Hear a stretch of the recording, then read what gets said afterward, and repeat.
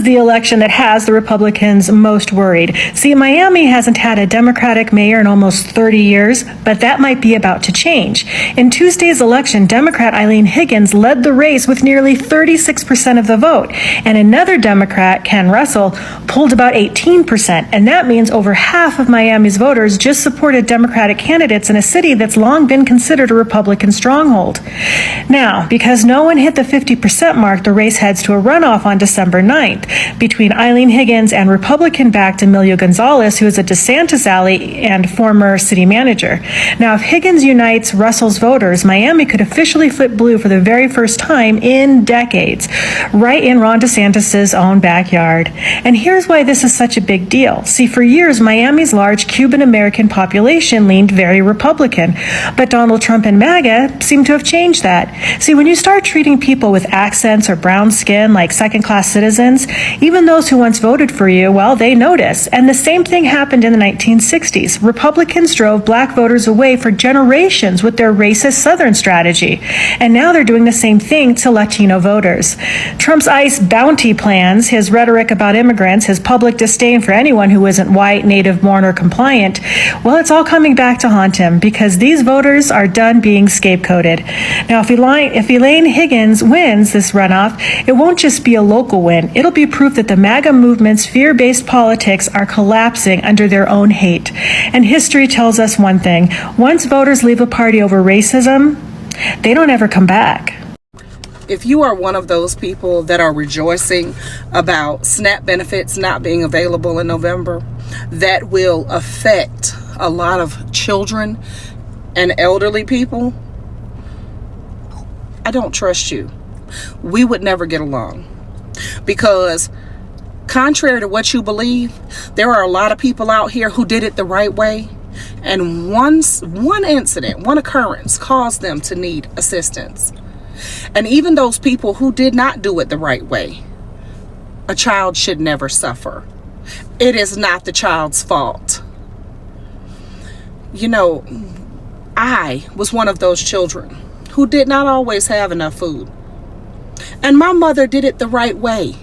My mother was married to my father when I was born.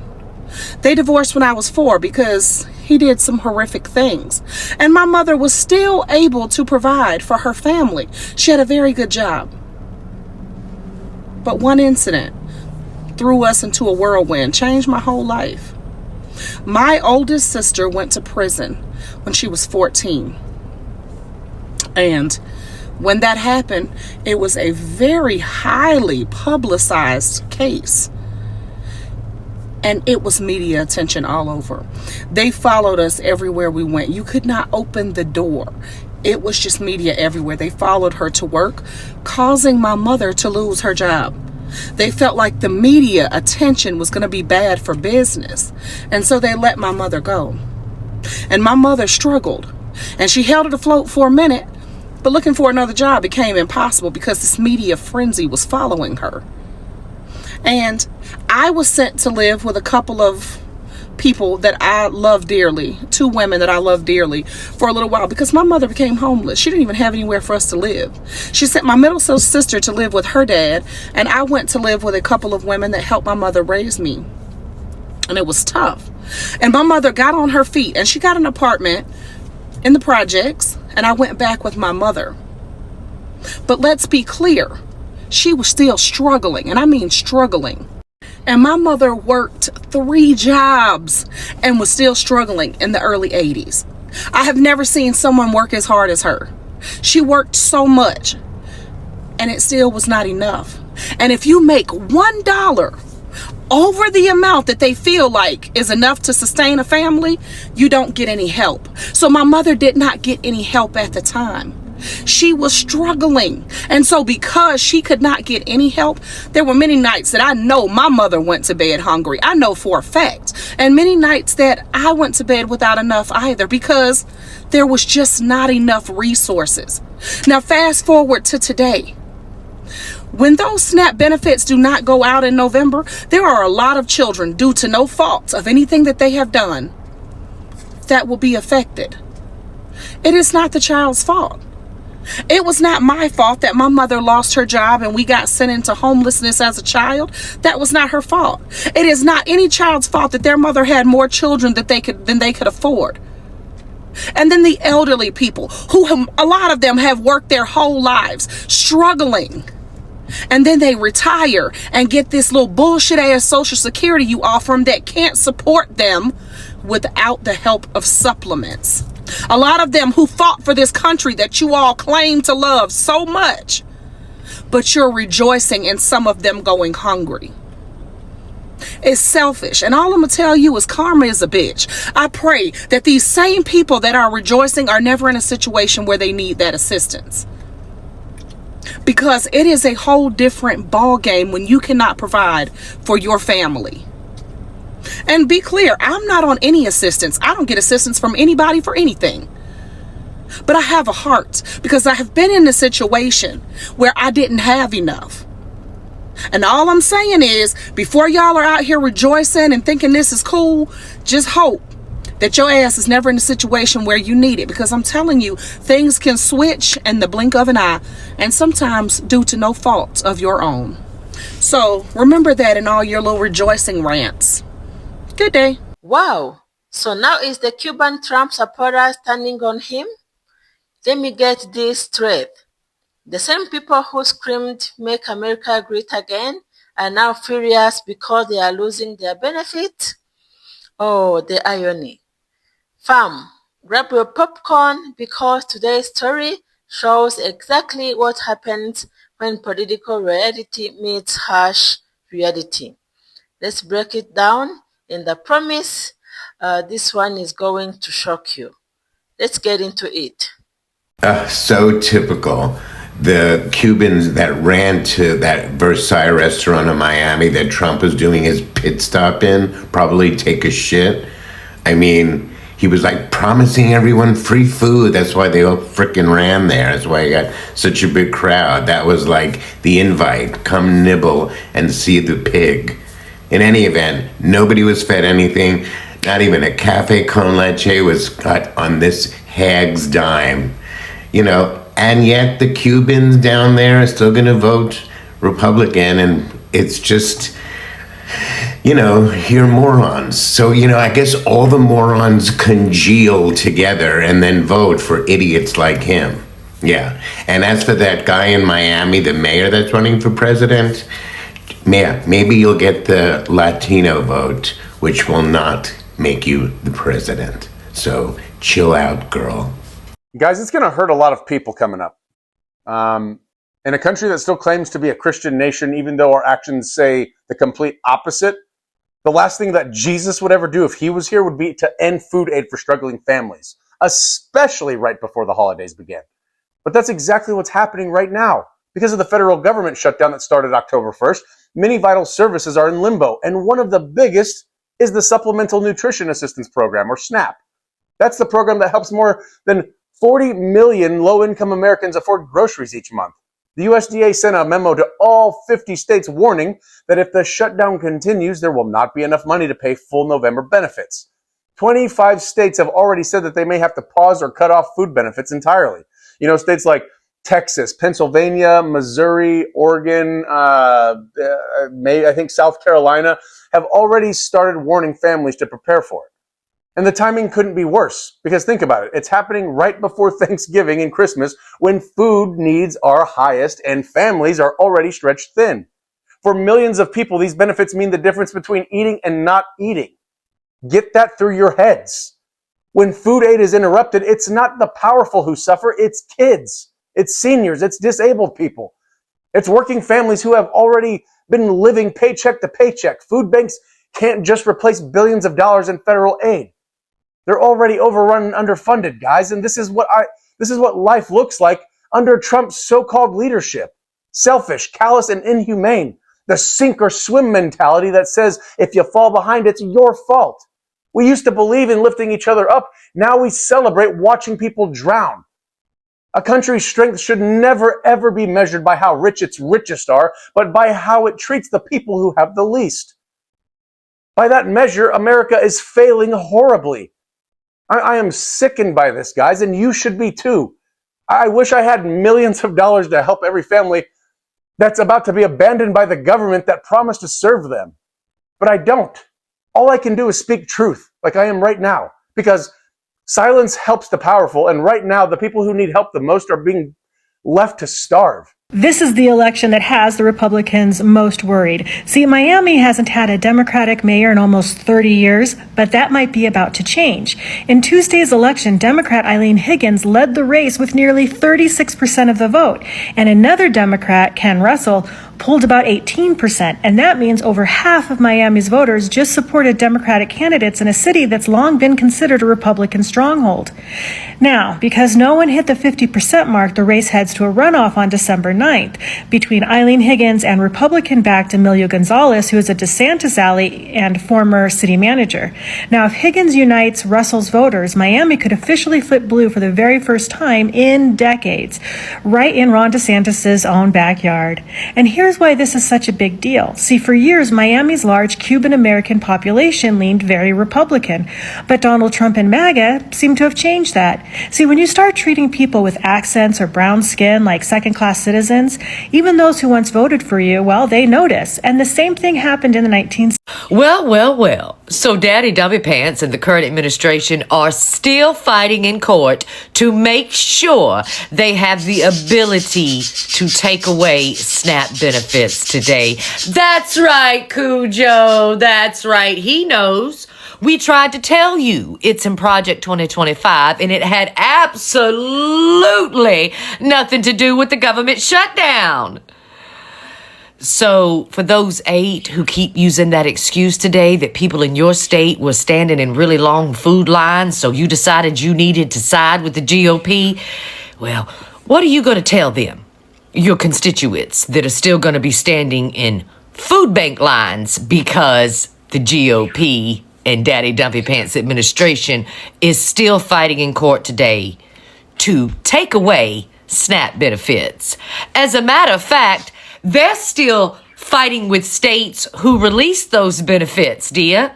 They're threatening to take away whatever federal aid they can because some states decided to feed the starving man. But you ate. What are you going to tell your constituents today that still find themselves in a food bank line? Oh, you don't care because you're wealthy, you're white, and you're going to be all right. Yeah, that checks. So I heard a mother on here ranting about, the loss of SNAP benefits or what could be bought with the SNAP benefits. And here's a little bit of that rant. You are one of those people who think people that get SNAP benefits shouldn't buy sodas, shouldn't buy any kind of sweets with SNAP. What are the mamas going to do now that need to buy their babies a cake for their birthday? Well, I have a solution. It's called a cookbook. Every good home should have one. Go get one because you want to talk about cakes? Check this out. This one's a freebie for you. So all you're going to need is 2.5 cups of all-purpose flour, 2.5 teaspoons of baking powder, half a teaspoon of some salt, 2/3 a cup of butter or margarine, 1 3/4 cup of sugar, 1 1/2 teaspoons of vanilla, 2 eggs, and 1 1/4 cup of milk. So instead of being lazy, open up this fucking cookbook. Learn how to make a cake. It's pretty simple. And guess what? Your kid might actually appreciate it because you made it with love. Instead of going to fucking Walmart and buying some bunk-ass cake. Look, I've been seeing a lot of anger on social media about the SNAP program and how November 1st is being shut down. And I see more people complaining about it, talking about looting, talking about rioting, talking about raiding Walmart, talking about doing all kinds of criminal behavior because they're losing their food stamps. And even though I'm a firm believer that the government's going to take advantage of that just so they can, enforce martial law and aggressive ICE agents snatching people up, trust me, we're just going to play right into their hand. But I still want to address the ignorance. Even though I do understand that the SNAP program is to help people that were in need, that were hungry, to put food on the table, I get that. That is a moral duty to keep people healthy and for the futures of our kids. I get that. But that SNAP program, since I've been out of jail, has weak control and so far has been scammed. It's a waste. It's been frauded. And there's too much criminal behavior and citizens and immigrants taking advantage of that program that it's kind of useless now at this point. It's gotten so bad of people taking advantage of that SNAP program that, you know, Americans are losing their trust, that are taxpayer dollars that are not on SNAP, that are actually funding that SNAP program. You guys lost everybody else's trust. Now, I do get it that there's some unfortunate families that really need the help and assistance and welfare of the government. I'm not talking about them, but I'm talking about the criminals that buy EBT cards with cash. I'm talking about the individuals who sell their EBT cards for dope. Not to mention how the government gives it to people that just got here, that really don't deserve it just yet, but feel like they're less fortunate because of their circumstances. Too many people are abusing that system that don't need it. I did over 18 years of incarceration. I paroled with $200. Never asked for welfare assistance at all. My first month on parole, I got a job. About a year, I had my own spot with my own car. 5 years later, I have 2 vehicles paid off. I get paid $28 an hour. I got a 401k. And I did that with my back against the wall, balls to the wall. I did what the average American did, and I just go to work as hard as I can, even if it meant 12s, even if it meant giving up my days off. I worked hard to be a provider, and I think that is the American ideology here. If you really want it, you'll work for it. But to sit here and see people complain and then make criminal threats online what they're gonna do because their food stamps get shut down, that's not my problem. This is just my personal opinion because I got out of jail and I didn't ask for a free handout. I didn't go begging for crumbs. The problem is people took advantage of that SNAP program and ruined it for the rest of the people. And now they want to shut it down because of how it's been abused, how the money has been overpaid to people that didn't deserve it, and this mass hysteria that it's going to cause and make people react. Now you're just giving the government that much more control and that much more power to intervene and do what they want. Digital IDs, digital currency, just victimizing ourselves, and we don't even know it yet because of it. We're gonna be eating chili cheese dogs for Thanksgiving if we don't get food stamps this come November. 911 sent help for all of us.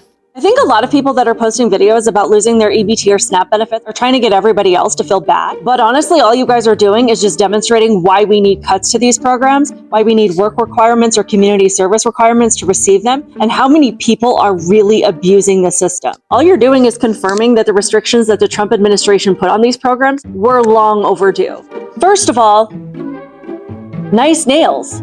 Second of all, you look able-bodied to me. Third, I don't care if you end up eating chili dogs for Thanksgiving. Food stamps aren't about providing a 7-course meal or having the same lifestyle as you would have if you were providing for yourself. They are an assistance program. They're there to help you temporarily until you can get yourself back on your feet. And if you're too good for chili dogs, then get a job so you can get what you want. And maybe express a little bit of gratitude that there is a program available to make sure that you don't starve, even if it means you're eating chili dogs. So here is the deal. Across Florida, especially in Miami-Dade, a lot of Cuban-American Trump voters are waking up angry and broke. Why? Because those government cuts, those benefit reductions they were cheering for finally hit them. Yeah, many voted for Trump because they believed he was going to protect them. He was tough, patriotic, and for the people.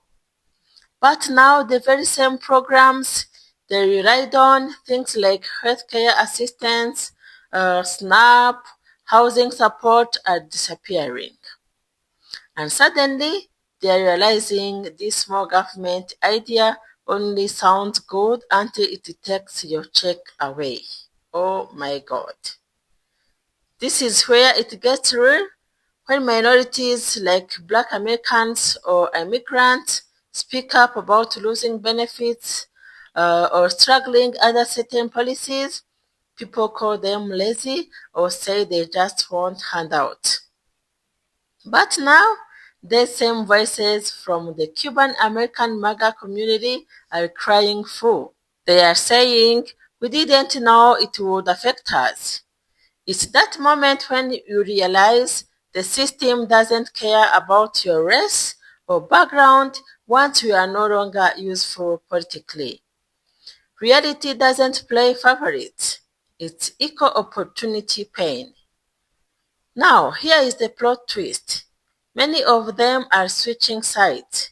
They are saying, we feel used, we feel lied to. And it's not just social media talk. Local community leaders are reporting that some lifelong Republicans are considering their votes for 2026 and even 2028. Yeah, they are realizing that Trump's promises of prosperity were mostly for the wealthy. The working class, they were just the background characters in his history. This is what happens when the truth finally hits home, when politics meet the price of groceries, rent, and medical bills. You see, this moment isn't just about Cuban voters, it's about all Americans. Because every community that's been divided by political games eventually learns the same lesson. When leaders preach division, everyone loses. Eventually, even their own supporters. The truth is, people are starting to wake up to how power really works. Yeah, no matter what color, what culture, what flag you wave, if the system doesn't serve working people, it's broken. And maybe, just maybe, this awakening will finally make people vote based on policy, not personality. So here is my message to those Cuban voters. Welcome to reality. It's painful, but it's also powerful. Because when you see through the lies, you finally take your power back. And for everyone watching, remember this. Politics isn't about cheering for a team. It's about protecting your life, your family, and your future. Let me know what you think in the comments. Do you believe they really switched sides for good? Or is this just another temporary outrage? Make sure you hit that like button if you agree it's time for real change, and subscribe for more honest conversations like this. Because the truth will set you free even if it hurts you first. Thank you so much for watching. Catch you next time. Bye.